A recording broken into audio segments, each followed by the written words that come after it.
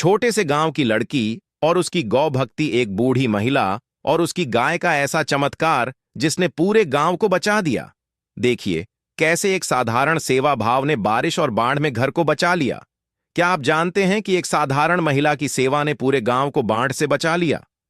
इस कहानी में गाय माता और एक महिला की भक्ति का ऐसा चमत्कार है जो आप कभी भूल नहीं पाएंगे। 3 दिन की भयंकर बारिश, डूबते घर और महल, लेकिन एक घर और एक महिला सुरक्षित रही। क्या आपने कभी सोचा है कि पहली बनी रोटी देने से जीवन बदल सकता है? तो चलिए जानते हैं उस महिला की प्रेरक कहानी जिसने अपने पूरे जीवन में सेवा और भक्ति का पाठ पढ़ाया। नमस्कार दोस्तों, आज मैं आपको एक ऐसी कहानी सुनाने जा रहा हूं जो आपके दिल को छू जाएगी।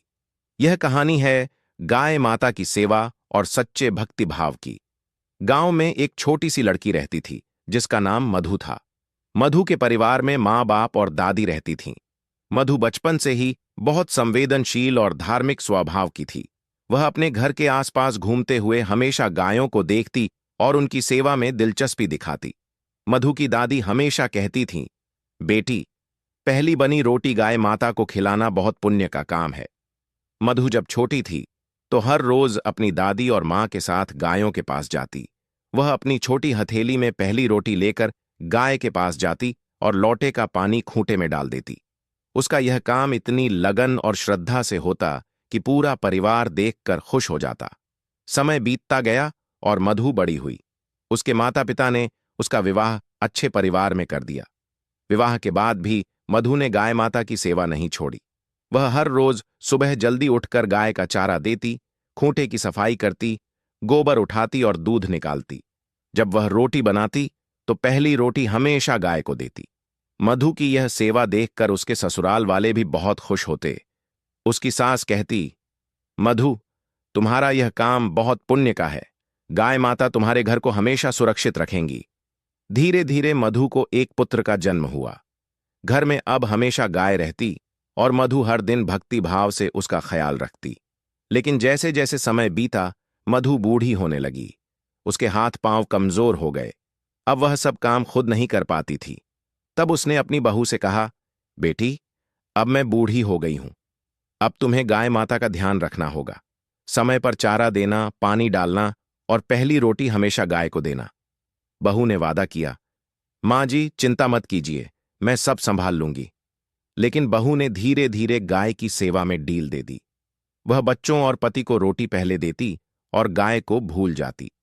समय पर चारा और पानी नहीं देती। मधु यह देखकर अंदर ही अंदर बहुत दुखी होती, लेकिन अपने हाथ पांव कमजोर होने की वजह से कुछ नहीं कर पाती। मन में वह गाय माता से माफी मांगती रहती। और फिर कहानी में आता है वह बड़ा मोड़, भारी बारिश और बाढ़ का समय। बाढ़ में मधु और गाय माता का चमत्कार। सावन का महीना आया और भारी बारिश होने लगी। लगातार बारिश से पूरा गांव जलमग्न होने लगा। लोग अपने परिवार, पशु और कीमती सामान लेकर ऊंची जगहों की ओर भागने लगे। गांव के राजा ने भी ढिंढोरा पिटवा दिया कि सभी लोग ऊंची पहाड़ी पर चले जाएं ताकि बाढ़ से सुरक्षित रहें। मधु के बेटे ने सबसे पहले अपनी मां की प्यारी गाय की रस्सी खोली ताकि वह सुरक्षित स्थान पर जा सके। लेकिन मधु ने गाय को जाने नहीं दिया। वह अपने हाथ से उसकी पूंछ पकड़कर वहीं बैठ गई। बेटे और बहू ने बार बार कहा, मां, आप भी चलिए, बाढ़ बहुत तेज है। मधु ने शांति से कहा, बेटा, यह मेरा जीवन है और यह मेरी गाय। अगर मेरी रक्षा होगी तो यही मेरी सेवा का फल है। मुझे यहीं रहना है। बेटा और बहू निराश होकर अपने बच्चों के साथ ऊंची जगह चले गए। 3 दिन लगातार बारिश हुई, लेकिन मधु ने अपनी गाय की पूंछ मजबूती से पकड़े रखी। पूरा गांव डूब गया। खेत, घर और यहां तक कि राजा का महल भी पानी में डूब गया। चौथे दिन जैसे ही बारिश रुकी और पानी कम हुआ, गांव वाले लौट आए। उन्होंने देखा कि मधु का घर बिल्कुल सुरक्षित और सूखा था। सबकी नजर मधु और उसकी गाय पर गई। सब आश्चर्यचकित हो गए। राजा स्वयं वहां आए और मधु से पूछने लगे, बूढ़ी माता, गांव और महल डूब गए, लेकिन आपका घर कैसे बच गया? मधु ने नम्रता से उत्तर दिया, महाराज, यह सब गाय माता की कृपा है। मैंने अपने जीवन में हमेशा गाय माता की सेवा की। पहली बनी रोटी हमेशा उन्हें दी। यही पुण्य फल है कि आज मेरा घर सुरक्षित है। राजा और गांव वाले भाव विभोर हो गए।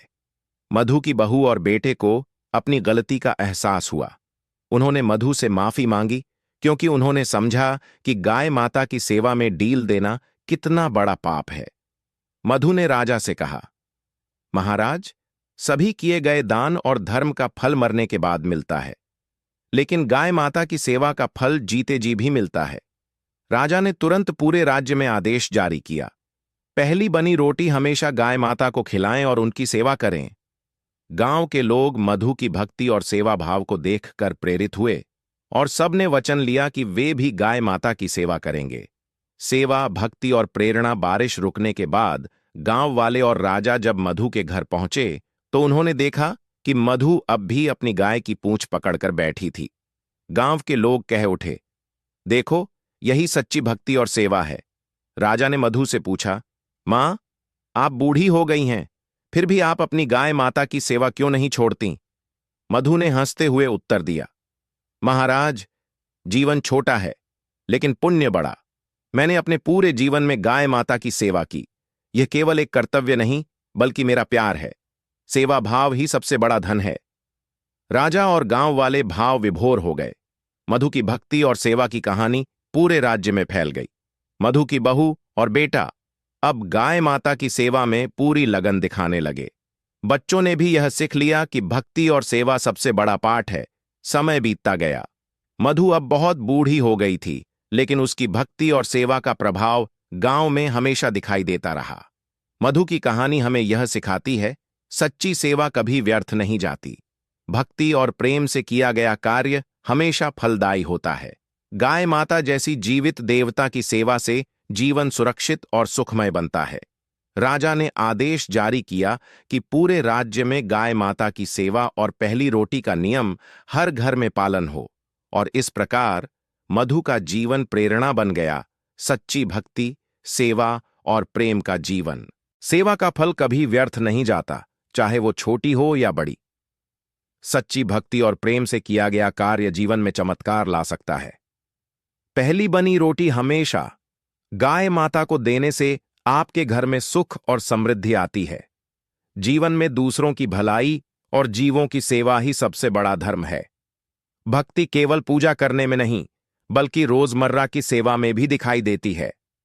जो दूसरों की रक्षा करता है, वही सच्चे रूप में धन्य और सुरक्षित रहता है। समय पर किया गया छोटा सा कर्म कभी बड़ा फल दे सकता है। प्रेम और सेवा भाव से बढ़कर कोई आध्यात्मिक शक्ति नहीं है।